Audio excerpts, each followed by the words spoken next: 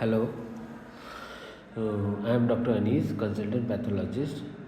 Today I want to tell about sugar levels. Sugar, diabetes, that is the most common epidemic that is occurring over almost एक epidemic के लिए तरह फैल रहा है. So it's important that a sugar test should be tested every 3 months और 6 months accordingly. आजकल का खाना पीना, even the processed foods and unhealthy lifestyle is causing. So diabetes mellitus is nothing but there are two types of diabetes mellitus. One is type 1 and type 2.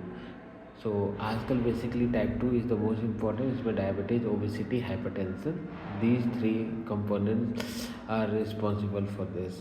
While type 1 mostly young patients में होते हैं, जो जिसमें destruction हो जाते हैं islet of Langerhans का. As a result of insulin destruction हो जाता है, इंसुलिन प्रोडक्शन रिड्यूस हो जाता है. But in case of type 2 there is insulin resistance and insulin होते हुए भी देर इज इंसुलिन रिसेप्टर्स पे एक्ट नहीं करता.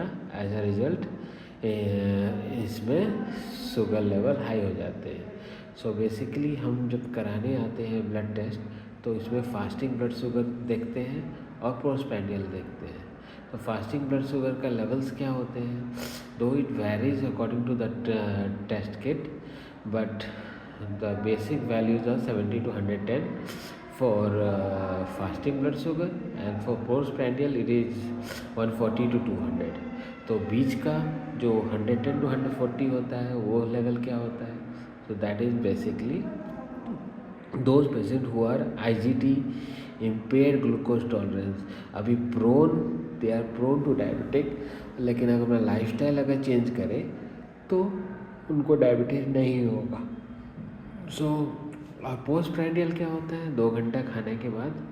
तो बेसिकली जब हम लोग टेस्ट कराते हैं तो मोस्टली पेशेंट जो आते हैं फास्टिंग कराते हैं, फिर पोस्ट प्रैंडियल कराते हैं. अब उसमें कभी कभी गड़बड़ी यह आता है कि लोग खा के आते हैं, हल्का खा के आते हैं और टेस्ट कराते हैं.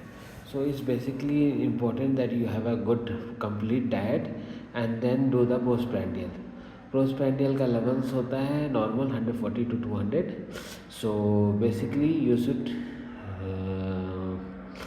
control your diet by doing